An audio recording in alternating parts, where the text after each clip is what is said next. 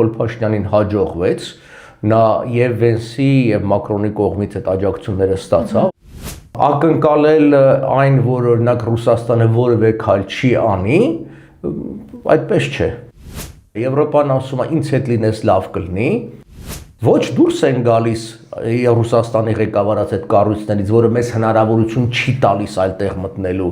ոչ էլ այդ կառույցներն են լիարժեքորեն օգտագործում։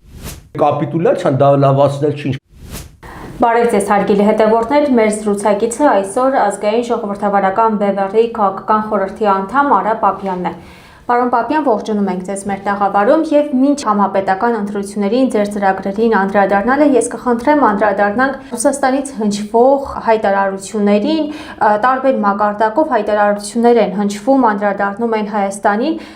Օրերս էլ մայիսի 9-ին Ռուսաստանի Դաշնության նախագահ Վլադիմիր Պուտինը անդրադարձավ Հայաստանին, նշելով, որ պետք է Հայաստանը հստակ որոշում կայացնի, մնում է ԵԱՏՄ-ում, թե գնում է ԵՄ։ Ձեր քաղաքական հայացքները պարզ են, արևմտամետ եք,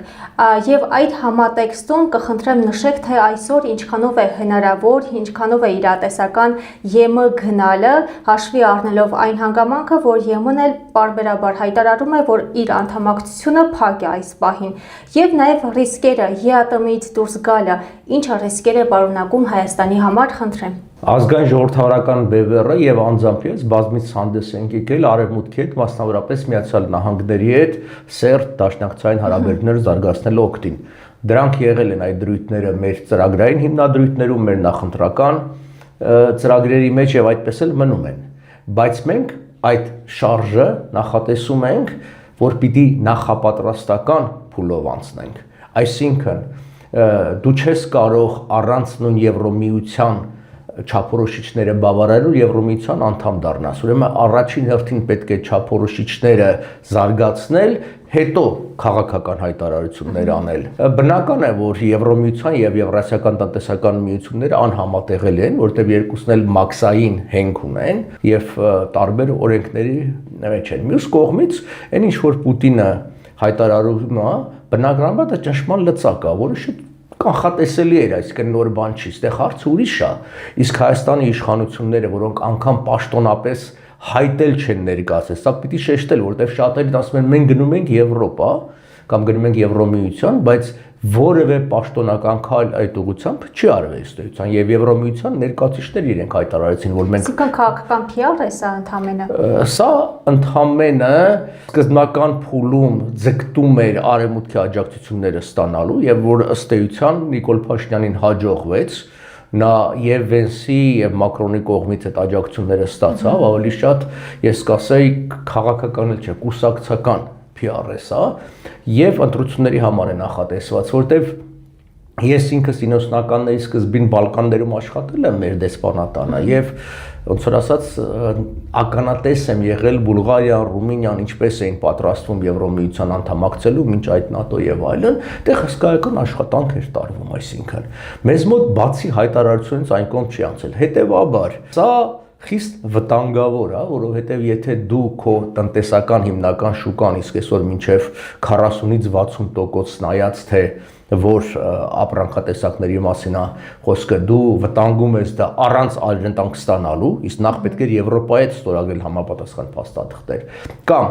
առանց Իրանի կամ Թուրքմենստանի հետ պայմանավորվածություններ ունենալու պայմանագրեր ստորագրելու գազի մատակարարման վերաբերյալ քո միակ գազի մատակարարը այսօր Ռուսաստանն է, եթե չհաշվենք Իրանի փոքր հատվածը, որ ինքը մեզ տալիս է էլեկտրականության դիմաց, հետեւաբար դու վտանգում ես քո տնտեսությունը։ Էլ չեմ ասում, բնականաբար կենցաղային լրջագույն խնդիրներ մենք կարող ենք ունենալ ծմրանը։ Հիմա ակնկալել այն, որ օրինակ Ռուսաստանը որևէ քայլ չի անի, այդպես չէ։ Հիմա այստեղ քաղաքականության մեջ չկա այդ բարության զգացողությունը միջանձնային հարաբերություններ չի, միջպետական հարաբերություններ են։ Պարոն Պապյան, դուք ձեր խոսքում նշեցիք, որ սա Պուտինը ճնշում գործադրեց սրանով հայ ազգի վրա։ Այդ պարագայում ՌԴ-ի հետաքրքրվածությունը ո՞րն է այստեղ Հայաստանի ընտրությունների հետ կապված, ՌԴ-ն հետաքրքրվածություն ունի, թե ոչ եւ ինչ մակարդակով ունի։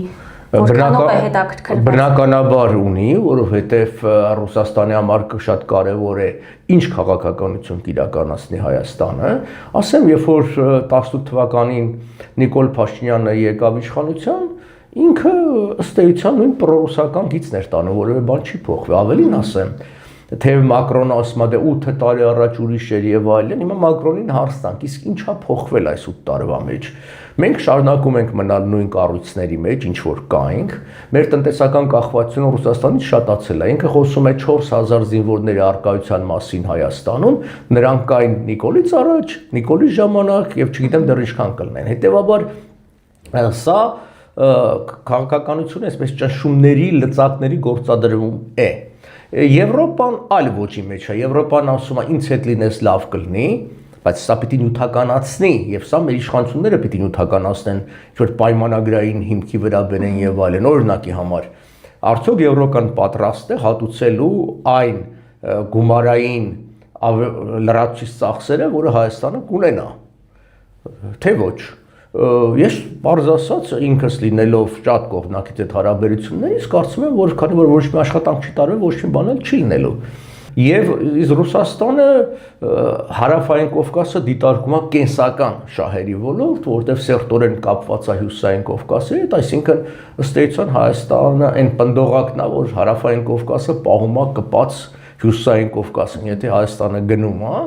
ինքը լուրջ խնդիրներ է ունենում, նաև անվտանգային առումով, բնականաբար ռազմաբազայի եւ այլն։ Իրենց շահերի տեսակով իրանք ճիշտ են անում։ Մեր ղեկավարությունը մեր շահերի տեսակով սխալ է անում։ Սխալ անում ոչ թե ուղղության ընտրման հարցով, այլ սխալ է անում իր գործունեությունների քայլերի հերթականության հարցով։ Բայց այնուամենայնիվ մի բան հստակ է, որ ԵՄ-ի անդամ երկրները աջակցում են Նիկոլ Փաշինյանի գործող իշխանությանը։ Այդ պարագայում ԵՄ-ի շահը այստեղ որն է, արդյոք մենք իրավունք ունենք ենթադրելու, որ ԵՄ-ն փորձում է ներգրավել Հայաստանին իր եւ Ռուսաստանի արևմուտքի եւ Ռուսաստանի հետ հարաբերություններում, Հայաստանը օգտագործել իր համար։ Եվրոմիությունը մի շահ գրգռված է եղել, հիմա էլ բացահայտ հայտարարում է, որ իր շահն է, որ Ռուսաստանի դիրքերը թուլանան հարավային Կովկասում, թուլանան ուր որ հնարավոր է։ Որտեւ այո, Ռուսաստանը այսօր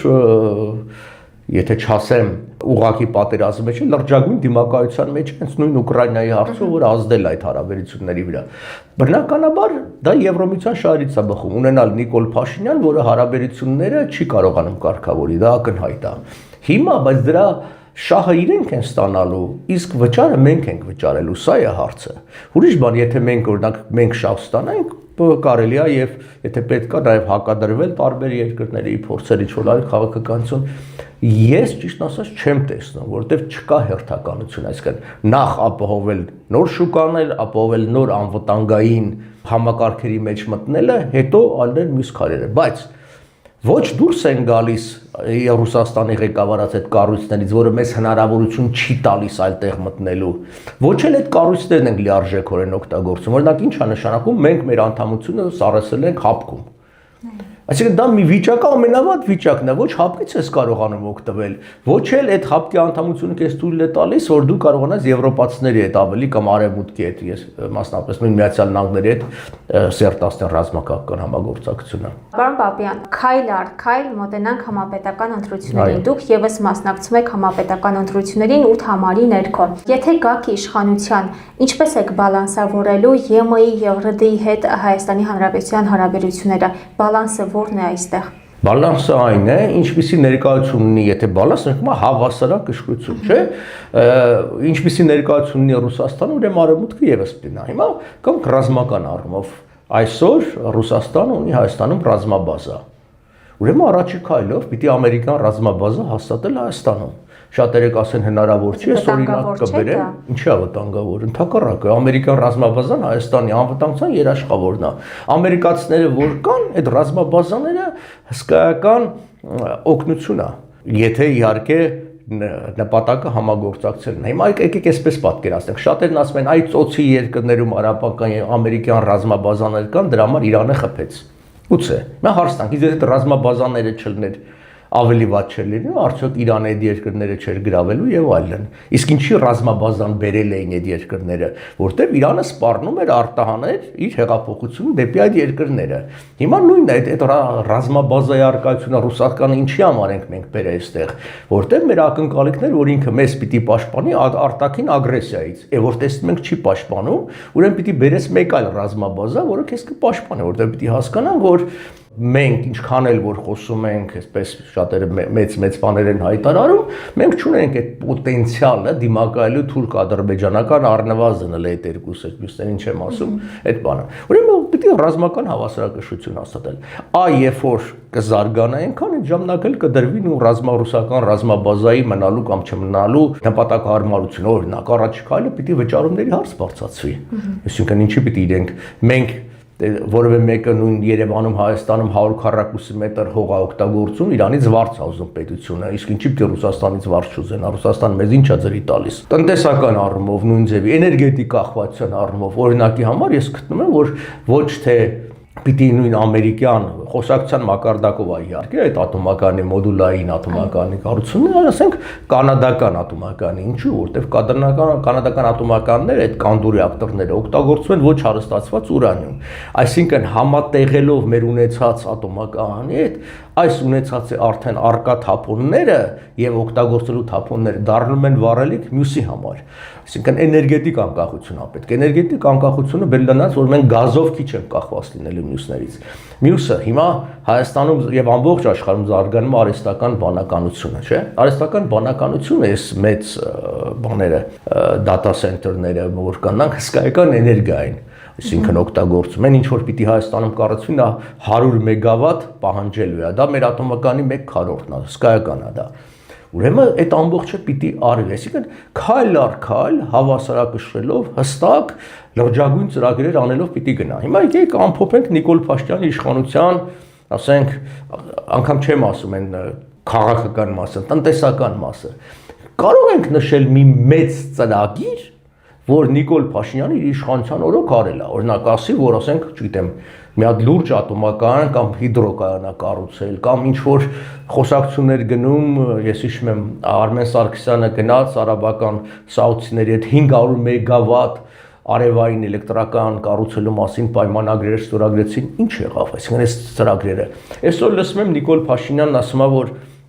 մենք 300 դպրոց ենք կառուցում եւ 500 մանկապարտ, սուտ եք ասում։ Ծրագրի անունն այդպես 300-500, բայց առ այսօր կառուցել եք ընդամենը 35 դպրոց։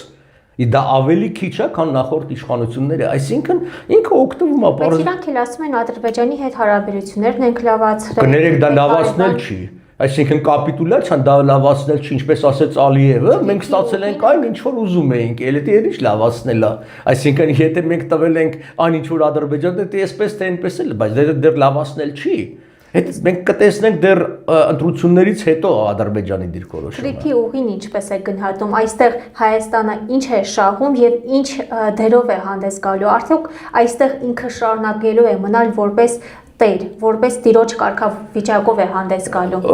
Մենք միշտ կողմնակից ենք եղել ամերիկյան ներկայությունը Հայաստանում, ես նոր էլ խոսեցի նոր ռազմաբազա եւ այլն։ Չէ, բայց TRIP-ը դա ամերիկյան ներկայություն չի, սա է ամբողջ հարցը։ TRIP-ը դա մասնավոր ընկերության ներկայություն է, որը կոչվում է TRIP Development Company, որի 74%-ը պատկանում է ամերիկյան ընկերության, մասնավոր ընկերության, որը ըստ էության հասկանում ենք այդ BlackRock հայտնի ներդրումն է, որը բանակցություններ է վարում արդեն Ադրբեջանի հետ նած փողը ներգրավելու։ Մյուսը այս միջանցքը, որ ըստ էության միջանցքը ինչ էլ ուզում անուն դեն, անխոչնդոտ կապում Ադրբեջանը, Ադրբեջանի մյուս հատվածի հետ, Ադրբեջանն է տալիս ամեն ինչ։ Եթե եւ մենք սա հենց քննադատել ենք այն ժամանակ, մեր երբեք չենք վարանում, որ եթե, չգիտեմ, Մակրոնն է սխալ բան անում կամ Արևմուտքը քննադատել, թեև ել եմ կրկնում, ուղղությունը դա է, որտեղ աշխարհի ապագան Արևմուտքի հետ է, բոլորն են այնտեղ, բայց հարցը հետեւյալն է։ Եվ մենք ասում ենք, եթե Հայաստանը Նախիջևանի վրայով համարժեք իրավունքներ չի ստանալու օգտագործելու Նախիջևանի երկաթուղին Իրանի հետ կապվելու, այդտեղ էլ Պարսից ծոց, այս նշանակում է միակողմանի զիջում։ Եվ այս ամբողջը ներկայացնել ինչ որ հաղթանակ, հա, բանի համար, Թրամփի համար լավ էր, որովհետև ինքը սովորեց երկու երկրի անուն, ասաց, որ բանախաղաղությունը հաստատել այդ երկրներում, լավ է, ինքը մանր, այսպես ասած, հաջողություն էր իր համար։ Բայց եկեք նայենք, մենք էքստերիտորիալ իրավունքով ըստ էության տվել ենք այդ մեր տարածքը օտար երկրի, օտար ընկերության, որի, ել եմ կրկնում, վերջնական սեփականատերը հայտնի չի, որտեղ այդ նույն փաստաթղթի մեջ գրված է, որ կողմերը իրավունք ունեն վաճառելու կամ նվիրելու իրենց բաժնետոմսերը։ Ճիշտ է, այնտեղ ասում է, որ մյուս կողմի համաձայնությամբ, բայց նայենք իրականության, եթե ամերիկյան ընկերությունը ուզենա վաճառել մի օֆշորային գոտում գրանցված ընկերության, ով է դրա դեմ լինելու կամ ինչպես է դեմ լինելու բանով եւ կարող է ստացվի վիճակ ինչպես այսօր հիմա նույն Ամուլսարի պարագայում, այսինքն Ամուլսարի բաժնետոմսերի մի զգալի մասը թուրքերին է պատկանում, կարող է եւ այդ թրիպի բաժնետոմսերի մի զգալի մասը վերջը գնա կամ Ադրբեջանին կամ Թուրքիային, բայց եթե չգնա, առանձնապես թե Հայաստանը օգուտ չունի։ Դա ապա շրջափակման հետ կապ չունի, որի մասին Նիկոլ Փաշինյանը խոսում է։ Եվ ԱՇԲ-ն ինչ է առաջարկում քաղաքացիներին, ինչու ընտրել ԱՇԲ-ին, ինչ հիմնական առանցքային ծրագրերը որոնք են եւ նաեւ վարչապետի տեխնացու առաջադրել եք Վարուժան Ավետիսյանին, ով այս պահին գտնվում է կալանքի տակ։ Ինչպես եք պատկերացնում այս պարագայում նրա տեխնացությունը։ Նախ ասեմ, ցանկացած երկրի համար կարևորագույն հարցը անվտանգության հարցն է։ Այո, սոցիալական հարցերը շատ կարևոր են, բայց եթե անվտանգություն չկա, մենք նույն Արցախի դժխեմ ճակատագրով տեսանք, այդ սոցիալական բոլոր կառույցները, ենթակառույցները, հնարավորությունները կմնան թշնամու կամ կավիրեն, որ առաջնային անվտանգության հարցն է։ Մենք ինչու ունենք արևմտյան կողմնորոշում, որովհետև Ռուսաստանի շահերից չի բխում Հայաստանի հետ հարաբերությունները խորացնել, զարգանել, պաշտպանել։ Թուրքիան եւ Ադրբեջանը միանշանակորեն շատ ավելի կարևոր են Ադրբեջանի համար, ինքը միշտ պաշտպանելու է նրանց։ Հիմա միակ երկիրը, որը հնարավորություն ունի Հայաստանին, հնարավորություն չեմ ասում դեռ քաղաքական կամք Հայաստանին պաշտպանելու եւ Թուրքիայից եւ Ռուսաստանից են կրկնակի զսպման քաղաքականություն եկան Միացյալ Նահանգներն։ Դրա համար մենք Միացյալ Նահանգների հետ սերտ լոբիստական հարաբերություններ բան եւ կա իրավական բայց ներողություն եմ խնդրում, դեռ մայիսի 9-ին Վլադիմիր Պուտինը հայտարարեց, որ այսքան տարիների ընթացքում Ռուսաստանը ամենալավ հարաբերությունները պահպանել է Հայաստանի հետ եւ ԵՄ թե ԵԱՏՄ գնալու համար նա նշեց, որ Ռուսաստանը կարևորում է հայկական շահը։ Այս պարագայում ինչքանով է ճիշտ, ինչքանով է բարոյական ասել, որ Ռուսաստանի համար առավել կարևոր են Թուրքիան եւ Ադրբեջանը, քան Հայաստանը։ Շատ բարձ թվաբանություն գոյություն, նայեք առևտրի շրջանառությունը, նայեք Ադրբեջանը որպես միակ ելք, այդ ասելով չէ՞ էլի Պուտինի, կարող Պուտինը շատ միակ ելք մաքսանենք ճանապարհով վաճառելու իր գազն ու նավթը Ադրբեջանի վրայով, չլինի Ադրբեջանը Ռուսաստանը այս փողի ինչ որ ստանա, դա կեսնել չի ստանա, որտեղ Նորվեգիայից մինչև Վրաստան պակա։ Բայց դա տնտեսական շահ է,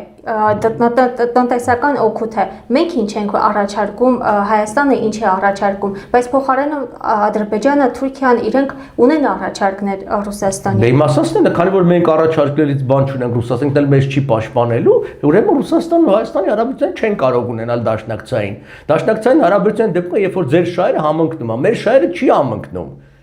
Իրան պետք է Ադրբեջանն ու Թուրքիան, մեզ պետք չի Ադրբեջանն ու Թուրքիան։ Հետևաբար մենք պետք է գտնենք այն երկրներին, որոնց պետք է Հայաստանը։ Որ երկրներին է պետք Հայաստանը։ ԱՄՆ-ին ինչի համար ենք մենք պետք։ ԱՄՆ-ին Ռուսաստանին դուրս մղելու մեկ Միջին Արևելքի վերադասավորումների ժամանակ ունենալու հենակետ 2 եւ Իսրայել-Թուրքիա պատերազմի ժամանակ, որ առաջիկայում պետք է լինի, ունենալ նաեւ Թուրքիայի թիկունքին կայացած ազգային երկիր։ Պարոն Պապյան, բայց այստեղ էլ ՌԴ-ի համար մենք կարևոր ենք, որպեսզի ԱՄՆ-ն արևմտյան ուժերը չգան այս տարածաշրջանում։ Համաձայն եմ, բայց ՌԴ-ն չի կարող պահի Հայաստանը եւ ինքը կորցնում է եւ Պուտինը շատ լավ է դա հասկանում։ Չի կարող կորցանվող կայսրությունը պահել կայսրության սահմանները։ Դրա համար Ռուսաստանը Հայաստանին հանձնում է Թուրքիային, ի պահատալի Թուրքիային, ոչ թե Արևմուտքին, որ վաղը Թուրքիայից հետ ստանալն ավելի հեշտ է, քան Արևմուտքից։ Իսկ Հայաստանի ուկրաինացում չի սպասվում։ Չէ, Հայաստանի ուկրաինացում չի սպասվում, որովհետև Հայաստանը անգամ այդքան ռեսուրս չունի, եթե պետք է Ռուսաստանը ֆիզիկապես հարձակվի Հայաստանի վրա, ասենք այդ ուկրաինացում նշանակում է երկարատև պատերազմ։ Հայաստանը չի կարող երկարատև պատերազմի որևէ մեկի դեմ։ ցավոք սրտի, դա իրականությունն է։ Ձեռքներս բարձրացնում Չէ, մենք ձեռքը չեն թակարակ, ես ասում դրա համար ասենք մենք չենք կարող աշխարհի հզորագույն ուժը Ամերիկային է, բայց ռազմաբազայի մասի համար ինչի խոսեցի, ինչի նորագույն զինտեխնիկաների մասին է խոսալու։ Ասում եք աշխարհի հզորագույն ուժը ԱՄՆ-ն է, որը պարտվեց Իրանին միայն վերջերս։ Թյուր մոտեցում է, կատարյալ թյուր մոտեցում է։ Իրանի 10 պահանջները կատարեց փաստորեն։ Ոչ մի պահանջ չի կատարել, այսօր էլ Թրամփը հայտարարեց, որ չի ընդունում այդ պայմանները, այն խնդիրները ռազմականապես Իրանը ոչնչացված է, ջախջախված է, տնտեսությունը ջախջախված է, ղեկավարությունը ջախջախված է։ Պարզապես ինչա տեղենում Իրանի մաշեցման քաղաքականություն եւ դրա միջոցով արաբական երկրներին այդ սպառնալիքները զենք ծախելու տակտիկան։ Մինչեւ հոկտեմբեր-նոյեմբեր իշխանապողությունը կանեն։ Այսինքն Իրանը այսօր օրական կես միլիարդ դոլար կորուստ ունենում։ Իրանը սնանկ երկիր է, Իրանը գոյություն չունի այլևս։ Որպես երկիր չկա Իրանը, այդտեղ հեքիաթներ է, որ նայեք թվերը, ես խորհուրդ կտամ թափել նայել թվերը, եկամուտները, կորուստները, Իրանի հրթիռային ամբողջ կարողությունը ոչնչացված է։ Իրանը անգամ համաձայն է հանձնել այդ իր հարստացված ուրանիումը եւ այլն, բայց դա բավարար չի։ Բավարար չի։ Գուցե Ամերիկային բավարար, բայց Իսրայելին չի բավարարելու։ Իսրայելը պետք է գնա մինչև վերջ իշխանապողություն իրականացնի։ Դրա համար Իրանի հարցը ժամանակավոր հարց է եւ ինչքան շուտ Իրանում իշխանապողություն է, այնքան լավ է Իրանի համար, լավ է Հայաստանի համար։ Դա Հայաստանի համար, բայց այդ տնտեսական հարցը որ կար, նախորդ հարցերից մեկ, երբ որ Իրանում կլինի իշխանապողություն, կսկսի գործել Հնդկաստան, Իրան, Հայաստան, Վրաստան ճանապարհը եւ միջանցքը, այդտեղ մենք տնտեսապես մեծ կշահենք։ Դրա համար մեր տնտեսական խնդիրները ածանցյալ են աշխարհակաղակական փոփոխություններից։ Վերջում կխնդրեմ անդրադառնանք Արցախի հարցին, դուք ինչպես եք պատրաստվում անդրադառնալ Արցախի հարցին եւ նաեւ ձեր քարոզարշավի ժամանակ նշում եք, որ Արցախ վերադարձ լինելու է, ինչպես է հնարավոր Արցախ վերադարձը։ Մենք ոչ միայն գտնենք վերադարձ, մենք ընդհանրապես Ադրբեջանի հետ Հայաստանի, ոնց որ ասած, հարաբերությունները պիտի կարգավորվեն միջազգային իրավունքի հիման վրա։ Մեզ համար սովետական վարչատարածքային այս բաժանումները չեն կարող ինքան, դրանք ապօրինի են, անօրինական են։ Իդեպ ստեղ ես չեմ կարող հասկանալ Նիկոլ Փաշինյանի այն տեսակետին, կանթատ խափում է ժողովրդին, որ սովետական սահմանները ճանաչեն, Ադրբեջանը չի ճանաչել Հայաստանը սովետական սահմանները եւ չի էլ կարող ճանաչել, որտեղ Ադրբեջանի սահմանադրությունը եւ իր անկախության հռչակագիրը լրիվ այլ բան են ասում։ Հողում են կատարում իրենց առաջին հանրապետություն, իսկ առաջին հանրապետության մեծ նկարտումներ են ներկայացնում։ Հետո մենք ուզենք թե չուզենք գնալու ենք միջազգային դատարան, որտեղ իրենք են դա տանում։ Իրենք պահանջներ են դելու եւ մենք այլ պաշտպանելու հնարավորություն չունենք, քան գնալ միջազգային դատարան։ Եվ իրենք հավակնություններ ունեն սովետական Հայաստանի տարածքի վրա։ Այսինքն Նիկոլ Փաշինյանի այդ հիմնարար թեզը սովետական ստալինյան սահմանները միջազգայինորեն ճանաչված են, ես հարց եմ տալի, թող նշի այն միջազգային փաստաթուղթը, որով ճանաչվել է հայ-ադրբեջանական սահմանը։ Նման փաստաթուղթ գոյություն չունի։ Իսկ արցախցիները ինչ կարգավիճակով են վերադառնալու Արցախ, ձեր տեսլականը ո՞րն է։ Կրելու են Ադրբեջանի անձնագիրը, ադրբեջաներեն են խոսելու, Ադրբեջանի դրոշի ներքով են հանդես գալու։ Արցախցիները մի հնարավորություն ունեն վերադառնալու Արցախ, երբ միջազգային իրավունքի հիման վրա մեծ ուժերի երաշխիքների ներքո եւ միջազգային դատարանի վճռի հիման վրա Արցախի տիտղոսը կճանաչվի հայկական եւ արցախցիները կվերադառնան որպես Հայաստանի քաղաքացիներ, բայց միջազգային երաշխիքներով։ Հակառակ դեպքում, եթե նրանք պիտի վերադառնան որպես Ադրբեջանի քաղաքացի